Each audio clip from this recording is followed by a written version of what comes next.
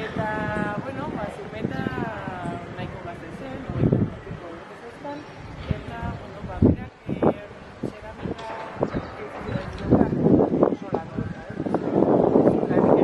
zeramikarekin, gainera horrelako mural haundi bat egiten. Orduan,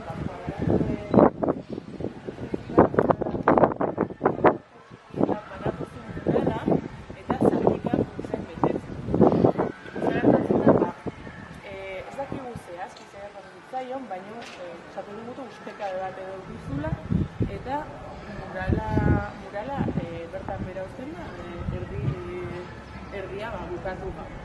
Orduan, urteak pasatzen dira horrela erdizka eta azkenean beste zeramika jarratzen dute beste lanekin eta beste zeramikariak eskatzen dute, zimentaren ideia edo hartuz bukatzeko murala.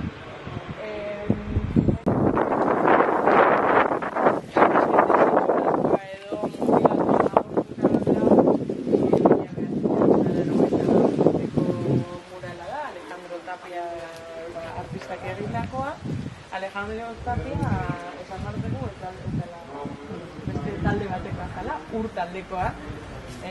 Berez, beste estilo bat jarraitzen zuten, alemandarra. Eta orduan, berez kuadroak jarraitzen zituzten, paisaiak, eta bat, taldearekin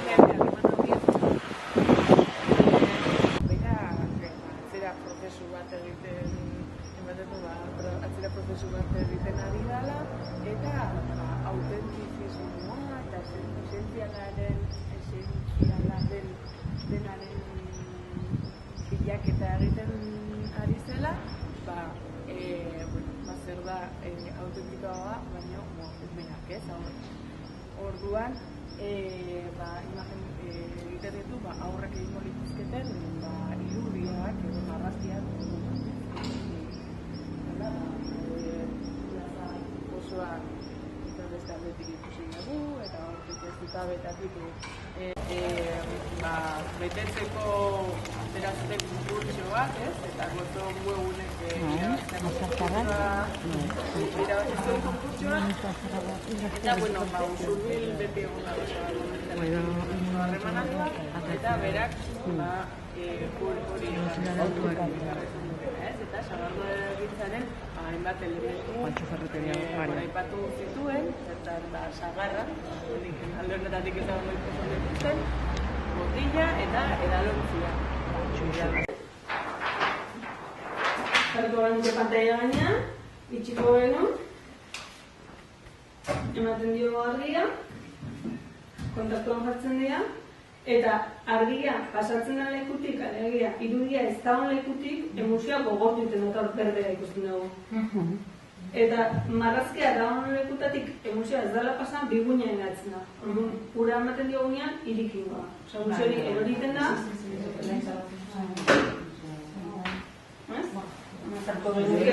Kasu honetan, hau izango ditzake, fotolitoa edo plastiko hori mantxa marroian, jarri dugu hemen kontaktuan, argia eman diogu, eta zona berde guztian emozioa gogortu egin da. Beraz, hartuko gara un paperamen, denak daude kokatuan leku erdinean, botako genuke hemen tinta, lehenekoan ingo genuke tinta pantaian utzi, eta bigarren kontaktua eta paperea. Eta hortik zaitu. Tenemos tabaco.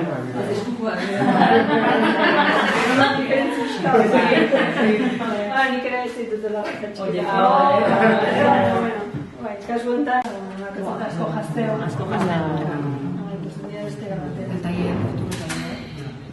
Eta gero, formatotan hau da nikaleten haundina. Esteketan haundina. Grafika izateko nahiko haundina. Honen movimendua ez da izateko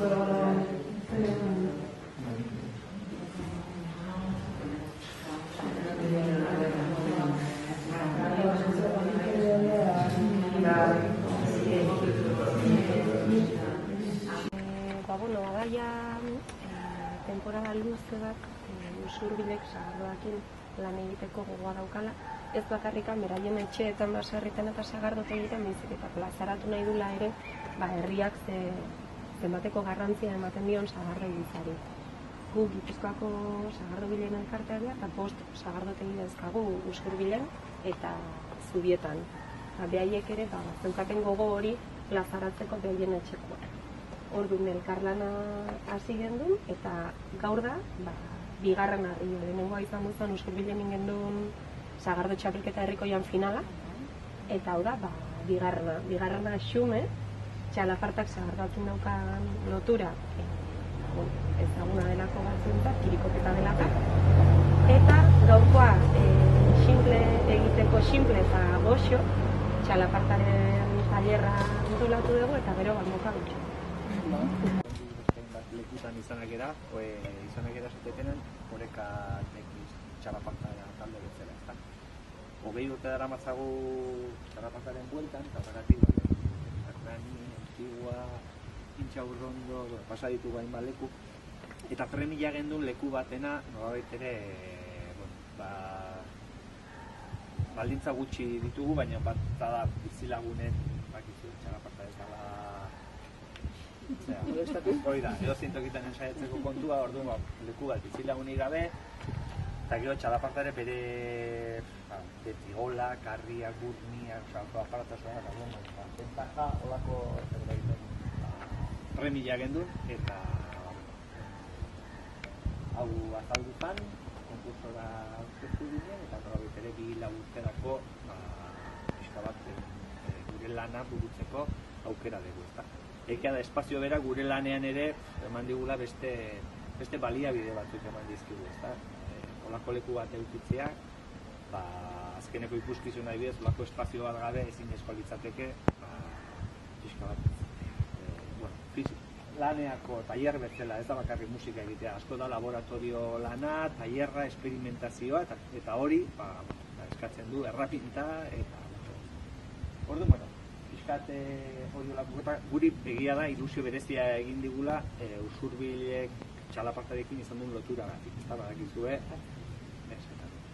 hartzetarrak eduki duten garrantzia izugarria izan da txalapartaren garapenean, duela 60. hamarkada hortan Lasarte, Astigarraga inguru hortan, Sagardo inguruko gunetan mantentzen zen txalaparta, Zuaz Nabarta eta Goikoetxea eta familiak mantendu zuten, anaien artean jotzen zuten, eta egia da, garai hartan, bai hartzetarren interesa, bai beltrandarren interesagatik, zer da hori, nola, zergatik jotzen bizutena, baino hori ezagutu eta kriston dimensio eman zioten txalapartari, dimensio musikal bat, dimensio bide luze bat egin alizateko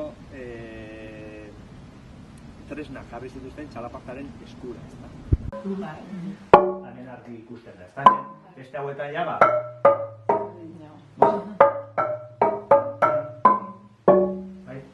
Ordu, horrekin, zer gertatzen da, pasatzen baldin bazera, mozten, afinatzen, horkorin zerra da, ez da, horra afinatzen ditugu, pixkatiko behar da, xerra bat kentzei oso, ikusiko ditutzu hor xerrak, horiek gai bidea, lekuan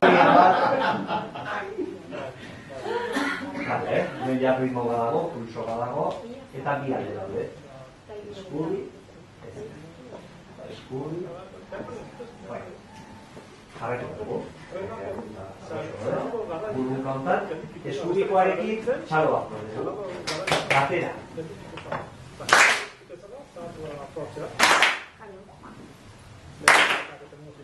Guain txakune.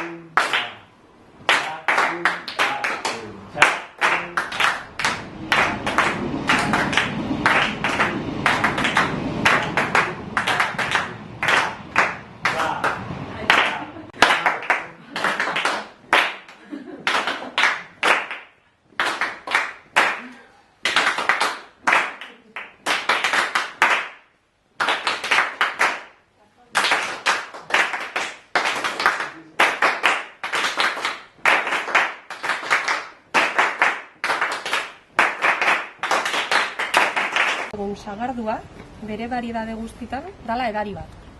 Bere garaian, elikagai importanteena izan zen. 15, 16 eta 17 mendietan. Ondoren etorri zan ja jetxiera, bai gerra karlistekin errezian baserri guztiekin, eta baita beste produktu batzun sarbidearekin ere. 1775 arte, sagardo salmenta guztia arautua zen. Ezin zenun edo zer gauza konsumitu. Ura kaltegarria zen osasunantza, orduan, ze gelditzen zen? Sagardua. Kirikoketa zeatik zen hain garrantzitsua, hori gabe ezin zutelako laneako indarrik izan. Eta eraberian marinelek ez zeukatelako edaririk. Orduan, gaurko ekarri ditut produktu desberdinak. Iritu zait garrantzitsua, kondutan hartuta zubietan bertan daola, ekarri ditut araetan sagardotegian 3 produktu. Bata, beraiek espreski selekzionatzen dituzten sagarrekin egindako sagardua. Bigarrena eta, proiektu interesantea udare ardua. Eta, hirugarrena, sagardo naturala. Euskal Herrian ezaguna dena da sagardo naturala. Bi fermentazio natural ditu kupelian, baino beti evoluzioan dagoen produktu da.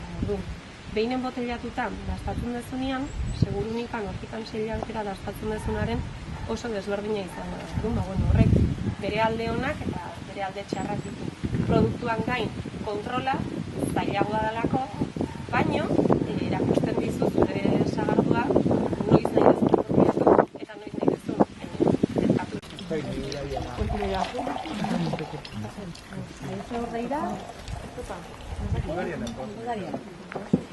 eta gero, sagardua dastatzeakoan normalean egiten ditugun faseak dira 3. Lehenengo bizta, usaimena eta dastamena. Eta bukaeran ekilibrioa edo orokorrian da. Sagardua hartzen dezunean eskutan, ze gustatzen zaigu. Kolorea izatea, lasto kolore hoi ez, duk ezagutzen dugu noi. Kasu askotan, baserriko sagarduai base gertatzen zaio, oksidatu iten dela. Prozesu oso naturalangatik handala. Sagardogileek azido askorbikoakin kontrolatzen dute hori, da produktu naturala, baina gehitzen diote hori, konsumitzailea egun ez dagolako dituta, sagardo gorriska hori ikusten. Ez da ezer gehigarria edo kimikoa, naturala da, baina hori bilatu nahi izaten. Lasto kolore horrekin, usaimenian, gustatzen zaiguna orokorrian da, goatzea, zerekin da honina ez da. Mendi usaian, landare, sagar, piskat, bere jatorria goatzen diguten usai horiek ez.